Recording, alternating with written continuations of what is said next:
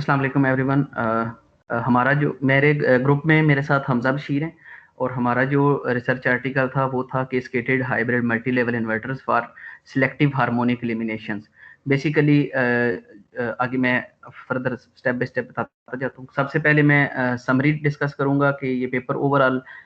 किस टेक्निक को कवर कर रहा है और कौन से तरीके से ये कवर करेगा और क्या इसकी आउटपुट्स जो हैं वो हमारे पास आई थी। देन इंट्रोडक्शन सेशन इसका डिस्कस होगा, इसकी मॉडलिंग पे थोड़ी सी डिस्कशन होगी और उसके बाद सॉफ्टवेयर एंड हार्डवेयर इम्प्लीमेंटेशन जो थी, जो प्रपोज्ड मॉडल है उसको डिस्कस करेंगे और फिर हमारे पास रिजल्ट्स जो हैं वो आएंगे। अगर ओवरऑल देखा जाए तो जो कोर ऑब्जेक्टिव पेपर का था वो ये था कि हमारे पास जो है जो इन्वर्टर्स होते हैं, मल्टी लेवल इन्वर्टर्स, उनकी आउटपुट के ऊपर जो हार्मोनिक्स आते हैं बेसिकली उनको एलिमिनेट करना। तो वो सिलेक्टिव हार्मोनिक एलिमिनेशन के लिए एक एल्गोरिथम जो है वो प्रपोज किया गया और हाइब्रिड एल्गोरिथम है। आगे मैं एक्सप्लेन करूंगा कि इसको हाइब्रिड क्यों कहा गया। वो इस वजह से क्योंकि इसके अंदर दो चीज़ें यूज़ की गई। एक तो मेन टेक्निक जो थी वो न्यूटन राफसन को यूज़ किया गया और न्यूटन राफसन के लिए उसको मजीद ऑप्टिमाइज करने के लिए जो फायरिंग एंगल्स थे वो बैट लैब के एक बिल्ट इन जो है हमारे पास ब्लॉक मैट लैब में सिमुलिंक के अंदर होता है एफमिनकॉन, उसके जरिए से ये उसको फायरिंग एंगल्स प्री डिफाइंड दिए गए और उसके बाद इसके ऊपर न्यूटन रैफसन का जो मेथड है वो अप्लाई किया गया और देन जो है एक ऑप्टिमाइज सोल्यूशन जो है हार्मोनिक टोटल हार्मोनिक डिस्टॉर्शन के लिए, ताकि उसको मिनिमाइज किया जा सके, वो प्रेजेंट किया गया। अब इसके अंदर जो है वो appropriate multi level sequencing use की गई। इन्वर्टर की मॉसफेट्स के जो लेवल्स होते हैं, एच ब्रिज जो उसमें बनाया जाता है वो मल्टी लेवल के ऊपर था और फायरिंग एंगल्स जो हैं वो डिसाइड किए। फायरिंग एंगल बेसिकली हमारे पास जो टर्म आती है, जैसे आउटपुट पे इन्वर्टर के आउटपुट पे ये सपोज किया जाता है कि हमें जो है वो pure maximum pure sine wave जो है वो मिलेगी। तो साइन वेव का जो हमारे पास पीक आती है उसके अंदर जो उसका पोर्शन है एक, उसमें हमारे पास ये फायरिंग एंगल जो है डिफाइन होते हैं कि कितना एंगल हमने इसका जो है वो सिलेक्ट करना है इसके अंदर। और ये जो प्रपोज्ड मॉडल था इसने वेरीफाई किया IEEE 519 स्टैंडर्ड को, जो कि बेसिकली जो IEEE स्टैंडर्ड एसोसिएशन है उसकी तरफ से एक प्रोजेक्ट था जो कि ट्रांसमिशन एंड डिस्ट्रीब्यूशन के ऊपर काम करता है और जो कम्प्लीटली डील करता है हार्मोनिक्स के लिए और उसकी लिमिट्स को डिफाइन करता है। तो ये जो प्रपोज्ड मॉडल इस पेपर में प्रेजेंट किया गया वो वैलिडेट करता है IEEE 519 स्टैंडर्ड के मुताबिक। और इस मॉडल की जो है वो उस बेटर कन्वर्जेंस रेट है विद एग्जिस्टिंग मॉडल्स। और at the end of the article एक कंपैरिजन भी प्रोवाइड किया गया जिसमें मेन जो इस प्रपोज्ड एल्गोरिथम का बेनिफिट है वो ये है कि इसका जो कंप्यूटेशनल जो कास्ट है ना, कम्प्लेक्सिटी लेवल लो होने की वजह से इसकी कंप्यूटेशन टाइम बहुत ज़्यादा जो है वो हमारे पास कम है दूसरों की निस्बत। वो फ्यू सेकंड्स में है, वो हम जब उस पर जाएंगे तो मैं आपको वहाँ पे एक्सप्लेन करूँगा। तो इस वजह से ये बेटर रहा। और इस जो हमारे पास सिलेक्टिव हार्मोनिक एलिमिनेशन मॉडल जो है, ये वाला एल्गोरिथम जो है इसकी बेटर वर्किंग है for the cascaded multi level inverters. अगर इंट्रोडक्शन पोर्शन में देखा जाए तो सबसे इंट्रोडक्शन के अंदर हमारे पास जो था वो बैकग्राउंड और प्रॉब्लम को डिफाइन करवाया गया। तो बैकग्राउंड में अगर देखा जाए तो पावर इलेक्ट्रॉनिक्स जो है वो हमारे पास डे बाय डे उसकी जो है वो एप्लीकेशंस जो हैं वो हाई पावर एप्लीकेशंस बढ़ती जा रही हैं। जैसे हमारे पास इन्वर्टर्स आ गए, इन्वर्टर्स के अंदर एसी और डीसी दोनों फिनोमेना हमारे पास यूज़ होते हैं, दोनों टेक्निक्स उसमें यूज़ की जाती हैं और उनके अंदर पावर इलेक्ट्रॉनिक्स का यूज़ बढ़ता जा रहा है। फिर ये जो इन्वर्टर्स हैं हमारे पास ये वेरिएबल फ्रीक्वेंसी ड्राइव्स के अंदर भी यूज़ की जाते हैं जिसके से हम स्पीड कंट्रोल का काम वगैरह करवाते हैं। तो अब ये इन्वर्टर्स जो हैं चूँकि इनकी एप्लीकेशंस इस तरह की हैं कि इनके अंदर जो आउटपुट ऑफ इनकी आनी चाहिए वो हमारे पास प्योर आनी चाहिए, मैक्सिमम प्योर आनी चाहिए। वो एग्जैक्टली हमारे पास साइन वेव तो अचीव नहीं होती मगर उसमें थोड़ी बहुत हार्मोनिक डिस्टॉर्शन मौजूद होती है। तो बेसिकली उस डिस्टॉर्शन को कम करने के लिए मुख्तलिफ रिसर्चर जो हैं वो काम करते रहते हैं और ये जो प्रपोज काम था ये भी उसी डिस्टॉर्शन के रिलेटेड हमारे पास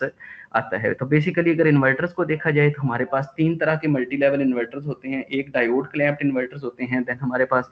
flying capacitors type multilevel inverters होते हैं और एक cascaded H bridge type multilevel inverters होते हैं। अब जो diode clamped multilevel inverters और flying capacitor multilevel inverters होते हैं, इन दोनों के अंदर सीरीज कैपेसिटर यूज किए जाते हैं जो कि n-1 वोल्टेज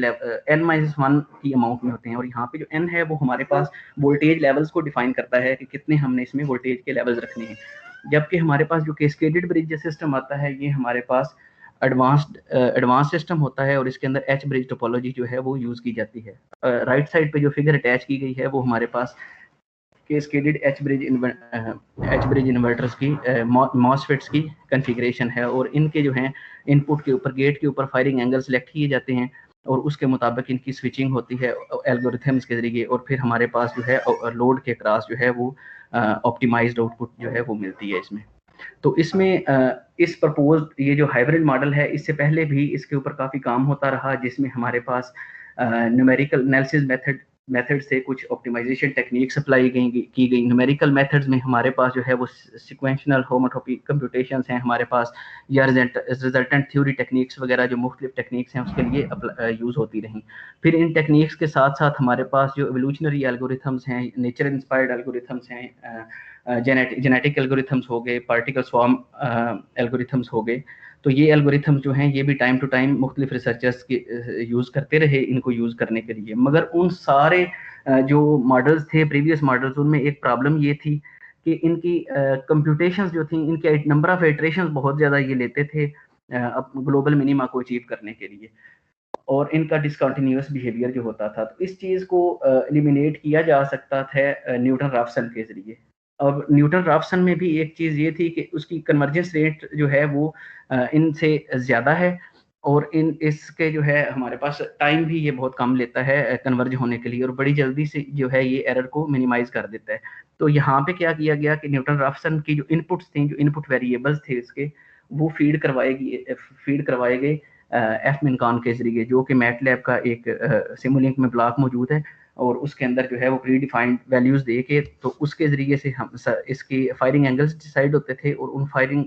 डिसाइड हुए और उन फायरिंग एंगल्स की बेसिस के ऊपर न्यूटन रैफसन मेथड जो है उसको ट्रेन किया गया और एट द एंड पे जो रिजल्ट प्रपोज हुआ उसमें ये देखा गया कि इसकी एफिशिएंसी जो है वो दूसरों से ज़्यादा बेहतर है। अब प्रपोज फ्रेमवर्क जो है उसके ऊपर देखा जाए, अब इसमें एफमिनकॉन जो है वो न्यूटन राफसन टेक्निक को जो है वो सपोर्ट करता है ताकि वो एग्जैक्ट कन्वर्जेंस जो है वो फाइंड कर सके, और एच ब्रिज का जो है वो 13 लेवल के स्केडेड मॉडल इसमें चूज़ किया गया। और ये पूरा जो हाइब्रिड मॉडल है इसको 2 स्टेजेस के अंदर जो है वो इम्प्लीमेंट किया गया। फर्स्ट स्टेज के अंदर जो है हमारे पास फायरिंग एंगल को फाइंड करना और सेकंड स्टेज के अंदर जो है वो न्यूटन राफसन की ट्रेनिंग जो है वो आती है उसके बाद। नेक्स्ट अगर देखा जाए तो इसके की फीचर जो हैं, ये जो प्रपोज्ड फ्रेमवर्क था इसके 3 जो हैं वो मेन बेनिफिट्स थे। जो सबसे जो मेन इसका जो प्राइमरी बेनिफिट है वो ये है कि इसकी जो कंप्यूटेशनल कम्प्लेक्सिटी है वो बहुत ज़्यादा है, बहुत कम है, बड़ा एफिशिएंट है इस हवाले से, और ये कन्वर्जेंस की वाइड वैरायटी के ऊपर ये जो है ये काम करता है और इसकी आइटरेशंस जो हैं बहुत कम आइटरेशंस जो हैं ये लेता है ऑप्टिमल सॉल्यूशन फाइंड करने के लिए। अब इसके मैथमेटिकल मॉडल के ऊपर जो है, मैथमेटिकल मॉडल भी प्रीवियसली इसके ऊपर काफ़ी काम हुआ और जो फोरियर एनालिसिस इसके ऊपर अप्लाई किया गया पहले ही, क्योंकि ये हार्मोनिक्स के साथ अटैच्ड एसोसिएटेड होता है। तो फोरियर जो है वो इटसेल्फ जो हमारे सिग्नल्स होते हैं उनको डिकम्पोज करता है in terms of their harmonics, और इक्वेशन 1 जो सबसे ऊपर जो आउटपुट की इक्वेशन दी हुई है उसमें n जो है वो हमारे पास नंबर ऑफ हार्मोनिक्स को रिप्रेजेंट करता है। इसमें हमारे पास इवन हार्मोनिक्स होते हैं और ऑड हार्मोनिक्स होते हैं, जबकि हमारा मेन कंसर्न जो है वो ऑड हार्मोनिक्स के साथ होता है, क्योंकि सिग्नल की बेसिक सिमेट्री जो है वो इन्हीं ऑड हार्मोनिक्स के साथ डिफाइंड होती है। जबकि जो इवन हार्मोनिक्स होते हैं, इवन हार्मोनिक्स का पोर्शन जो है वो हमारे पास उनका रोल जो होता है किसी भी सिग्नल के अंदर वो मिनिमम होता है। इस वजह से मोस्टली उनको ज़ीरो के इक्विवेलेंट रखा जाता है या उनको इग्नोर कर दिया जाता है। देन इसके अंदर जो 2 चीज़ें जो हैं वो मेनली बनाई जाती हैं, जिसमें इसकी नॉन लीनियर इक्वेशन है और जो कि डिफाइन करवाती है मॉड्यूलेशन इंडेक्सेस को। अब इसके अंदर जो है हमारे पास तीन केसेस इसके अंदर डिस्कस होते हैं, जिसमें लो मिड मॉड्यूलेशन इंडेक्सेस और मीडियम मॉड्यूलेशन इंडेक्सेस और हाई मॉड्यूलेशन इंडेक्सेस, तीनों को यूज़ करते हुए हमारे पास जो है डिज़ायर्ड एल्गोरिथम जो है उसको ट्रेन करवाया गया और उसके जो फायरिंग एंगल हैं उनकी कैलकुलेशंस की गई। अगर हम इसके एल्गोरिथम या फ्लो चार्ट को समझने की कोशिश करें, यहाँ से ये चीज़ ज़्यादा क्लियर होती है हमारे पास सॉफ्टवेयर इम्प्लीमेंटेशन के अंदर। तो सॉफ्टवेयर इम्प्लीमेंटेशन में जो दो स्टेजेस हैं, एक स्टेज 1 है और एक स्टेज 2 है। स्टेज 1 जो है वो प्योरली डील करती है हमारे पास फायरिंग एंगल्स के साथ, और इसके अंदर जो है रैंडम वोल्टेज लेवल्स और नंबर ऑफ फायरिंग एंगल्स जो होते हैं वो प्री डिफाइंड होते हैं, वो यूजर डिफाइंड होते हैं, और फिर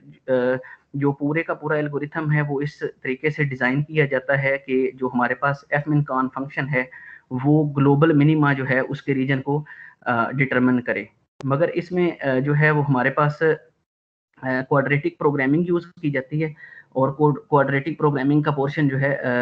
जैसे ही हमारा एल्गोरिथम स्टार्ट होता है और हम वोल्टेज लेवल उसको डिफाइंड वोल्टेज लेवल्स देते हैं और एक प्री डिफाइंड हम फायरिंग एंगल भी उसके अंदर उस फीड करवाते हैं, तो फिर हमारे पास क्वाड्रेटिक प्रोग्रामिंग जो है उसके सिक्वेंशनल मैनर में उसके ऊपर अप्लाई होती है। और इसका जो एरर आता है उसको हम BFGS के ज़रिए से BFGS जो है उसके ज़रिए से हम उसको मिनिमाइज़ करने की कोशिश करते हैं। अगर वो मिनिमाइज़ ना हो तो BFGS से प्रोसेस करवा के दोबारा क्वाड्रेटिक प्रोसेसिंग में से पास करवाया जाता है उसे, और जब जैसे ही हमारे पास मिनिमम ऑप्टिमाइज्ड फायरिंग एंगल्स आ जाते हैं तो फिर वहाँ से हमारे एल्गोरिथम का फेज़ 2 जो है वो स्टार्ट होता है। और फेज़ 2 के स्टार्ट होते ही हमारा जो है जो न्यूटन-राफसन है वो अपनी वर्किंग स्टार्ट करता है, और उसके अंदर जो नॉन लीनियर मैट्रिक्स और डिफरेंशियल मैट्रिक्स होते हैं उनको यूज़ करते हुए सॉल्यूशन का एरर जो है वो कैलकुलेट किया जाता है। अगर उसका एरर अभी भी डिज़ायर्ड एरर ना हो तो हमारे पास लूप वापस चलता है और दोबारा से जो हमारे पास नॉन लीनियर मैट्रिक्स और डिफरेंशियल मैट्रिक्स होते हैं उनकी प्रोसेसिंग स्टार्ट होती है। तो जैसे ही हमारे पास उन मिनिमम पॉइंट अचीव हो जाता है, उसमें एरर मिनिमाइज हो जाता है, तो हमारा एल्गोरिथम आगे मूव करता है जिसमें वो m की वैल्यू जो है वो चूज़ करता है, और m हमारी जो है वो लूप है जो रेंज दी होती है कि इसकी इतनी आइट्रेशन, नंबर ऑफ आइट्रेशन, इतनी आइट्रेशंस के अंदर जो है ये हमारा एल्गोरिथम जो है वो प्रोसेस करे। तो जैसे ही हमारे पास उस रेंज के अंदर एरर मिनिमाइज होता है, हमारा जो एल्गोरिथम है वो वैलिडेट होता है, तो वो फिर वेरीफाई करता है कि हमारे पास सिलेक्टिव हार्मोनिक एल्गोरिथम की जो कंडीशन थी, जो हमारे पास ऑब्जेक्टिव फंक्शंस के साथ कंस्ट्रेंट्स एसोसिएटेड थे, क्या उनकी जो लिमिट है वो हमारे पास वैलिडेट हुई है या नहीं। तो उसके मुताबिक अगर हमारा सोल्यूशन जो है वो सही सोल्यूशन आ रहा हो तो हम कहते हैं कि हमारी कंडीशन जो है वैलिडेट हो गई है, और एल्गोरिथम जो है वो आइट्रेशन स्टॉप कर देता है। अगर हमारा इनकरेक्ट सोल्यूशन हो तो दोबारा से हमारा प्रोसेस जो है वो इनिशियल फेज में चला जाता है जहाँ पे हमने स्विचिंग एंगल्स जो है वो डिफाइन करवाने होते हैं। तो इस तरह से इसकी जो है वो सॉफ्टवेयर का फ्लो चार्ट वर्किंग जो है इस पूरे एल्गोरिथम की वो इस तरह से काम करती है। अगर इसमें अब 3 फेजेस की बात की थी कि 3 केसेस इसमें डिसाइड किए जाते हैं, जिसमें हमारे पास लो रेंज, मीडियम और हाई रेंज जो है वो यूज़ की जाती है। तो लो रेंज के अंदर हमारे पास जो है वो 5 एंगल जो होते हैं वो फर्स्ट फेज में फायर किए जाते हैं, और जबकि एक एंगल जो होता है वो सेकंड लेवल जो हमारे पास एच ब्रिज होता है उसके ऊपर फायर किया जाता है। तो इसके अंदर 2 फिगर्स हमारे पास मौजूद हैं जिसमें मैटलैब बेस्ड ये दोनों फिगर्स हैं, और जिसमें ये दिखाया गया है कि हमारा एल्गोरिथम जो है वो कन्वर्ज करता है 0.7 से लेके 1.2 की रेंज के अंदर। और यहाँ पे जो हमारे पास आइटरेशंस और मॉड्यूलेशन इंडेक्स है उसके भी हमारे पास राइट साइड पे जो है वो फिगर साथ अटैच्ड है। सिमिलरली हमारे पास मीडियम और हाई रेंज के अंदर भी सेम बिहेवियर शो करवाता है, और 1.3 से लेके 1.85 की रेंज के अंदर हमारा मीडियम रेंज के अंदर हमारा जो है एल्गोरिथम कन्वर्ज कर जाता है, और हमारे पास जो सिलेक्टिव हार्मोनिक एलिमिनेशन की कंडीशन जो होती है वो मेट कर जाती है। और जब हम इसके हाई रेंज की बात करते हैं तो हाई रेंज में थोड़ा सा टाइम लेता है, मगर फिर भी एज कम्पेयर टू अदर जो है वो हमारे पास ये जल्दी कन्वर्ज कर जाता है। और इसमें ये होता है कि हमारे पास एक एंगल जो है वो फर्स्ट लेवल के ऊपर फायर किया जाता है, जबकि रिमेनिंग 5 एंगल्स जो होते हैं वो second level of the H bridge के ऊपर जो है वो अप्लाई किए जाते हैं। और इसके अंदर हमारा जो सोल्यूशन है वो 2 से लेके 2.30 के अंदर जो है वो कन्वर्ज कर जाता है। और इस सिमिलरली जो आइट्रेशंस और मॉड्यूलेशन इंडेक्स है वो तीनों के अंदर, तीनों फेजेस में हमारे पास जो है वो सेम रहता है। तो ये हमारे पास इसकी सॉफ्टवेयर इम्प्लीमेंटेशन है। इसके बाद अगर हम इसकी हार्डवेयर बेस्ड इम्प्लीमेंटेशन देखें तो जो सबसे ज़्यादा इफेक्टिव इसमें चीज़ ये थी कि ये जो एल्गोरिथम है इसको हम रियल टाइम में इम्प्लीमेंट भी कर सकते हैं, क्योंकि इसकी कंप्यूटेशन लो है, और इसमें आर्डिनो यूएनओ को यूज़ करते हुए इजीली इसको जो है अप्लाई किया जा सकता है। इस डायग्राम में भी देख सकते हैं कि हमारे पास एक आर्डिनो है और उसके साथ जो है हमारे पास मल्टी लेवल इन्वर्टर बनाया गया है, और उन सारे मल्टी लेवल इन्वर्टर्स के अकॉर्डिंगली आगे जितने फेजेस हैं उतने फेज की गेट ड्राइव एक साथ अटैच की गई है, और इसकी आउटपुट भी यहाँ पे दिखाई गई है हमारे पास। और अगर उसका सिमुलिक बेस्ड मॉडल देखा जाए तो हमारे पास एक सोर्स है, उसके साथ ऑप्टोकपलर्स हैं जो कि सिग्नल्स को सर्किट को आइसोलेट करते हैं अगर कोई बैक करंट वगैरह आए तो उससे बचने के लिए। और आगे हमारे पास जो है वो एक एच ब्रिज बनाया गया है और उसके साथ लोड जो है उसको यहाँ पे दिखाया गया है। अब इस हार्डवेयर की जो आउटपुट्स थी वो आगे हमारे पास आ जाती हैं। आउटपुट जो थी ये वाली पी स्पाइस के ऊपर ली गई। पी स्पाइस हमारे पास सिमिलरली मैटलैब की तरह का एक जो है वो एल्गोरिथम है जिसमें हम सिमुलेशंस वगैरह इसकी जो है वो रन करके देख सकते हैं। और ये जो इन्वायरमेंट है ये हमारा मल्टी लेवल इन्वर्टर का इसके अंदर बनाया गया है, और ये सारे का सारा जितना भी प्रोसेस है ये IEEE 519 को वैलिडेट करता है। इसके अंदर अगर देखा जाए तो हमारे पास 4 डायग्राम्स जो हैं वो मौजूद हैं, और ये जो सबसे पहले हमारे पास 4 डायग्राम्स हैं ये लो रेंज मॉड्यूलेशन की हमारे पास जो है वो डायग्राम्स हैं, जिसमें 5 एंगल्स जो हैं वो low level of the H bridge पे अप्लाई किए गए हैं, और फेज आउटपुट जो है वो इसकी एक 1 यहाँ पे मौजूद है, और मॉड्यूलेशन इंडेक्स भी हमारे पास जो है वो इसका 1 है। सिमिलरली इसके नेक्स्ट फेज के अंदर इसके ऊपर फोरियर ट्रांसफॉर्म अप्लाई किया गया है ताकि जो हार्मोनिक हमारे पास अचीव हुए हैं, हार्मोनिक की हम जो है वो फंडामेंटल फ्रीक्वेंसी जो है वो देख सकें। तो इस फिगर के अंदर ए पोर्शन के अंदर जो है इस FFT की आउटपुट है कि हमारे पास जो है वो उसकी जो फ्रीक्वेंसी है 15 वोल्ट के ऊपर वो जिस रेंज में है वो यहाँ पे गिवन है। और उसके बाद अगर बी पिक्चर के अंदर देखा जाए तो उसकी स्पेक्स जो थी कि यहाँ पे 3rd, 5th, 7th, 11th और देन हमारे पास 17th हार्मोनिक जो है उसके रिलेटेड जो है इसमें हमारे पास उनको एलिमिनेट किया गया सक्सेसफुली, जबकि हार्मोनिक ये इस टेबल के अंदर तो मौजूद नहीं मटेरियल, मगर पेपर के अंदर ये बात लिखी हुई थी कि जो इसका 19th हार्मोनिक था उसको जो है वो अनएलिमिनेटेड रहा इस पूरे प्रोसेस के बाद। सिमिलरली सेम आउटपुट्स जो हैं वो हमारे पास मीडियम रेंज और हाई रेंज के लिए अचीव हुई। बस उसमें डिफरेंस ये था कि क्योंकि जैसे जैसे हम रेंज इंक्रीज करते जाएंगे हमारे पास जो आउटपुट वोल्टेज लेवल है वो बढ़ता जाता है। तो बाकी हमारे पास जो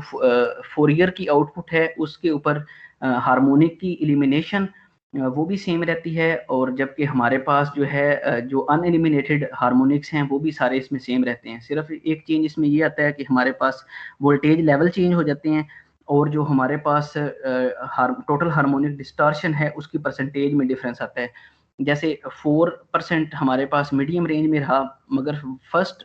लो रेंज और हाई रेंज के अंदर जो है वो डिस्टॉर्शन का जो लेवल है वो हमारे पास चेंज नहीं होता, और उसकी आउटपुट भी मैक्सिमम जो हार्मोनिक्स के लोअर ऑर्डर जो हार्मोनिक्स हैं वो रिमूव हो जाते हैं, जबकि 19th हार्मोनिक जो है वो हमारे पास इसमें रिमूव जो है वो नहीं होता।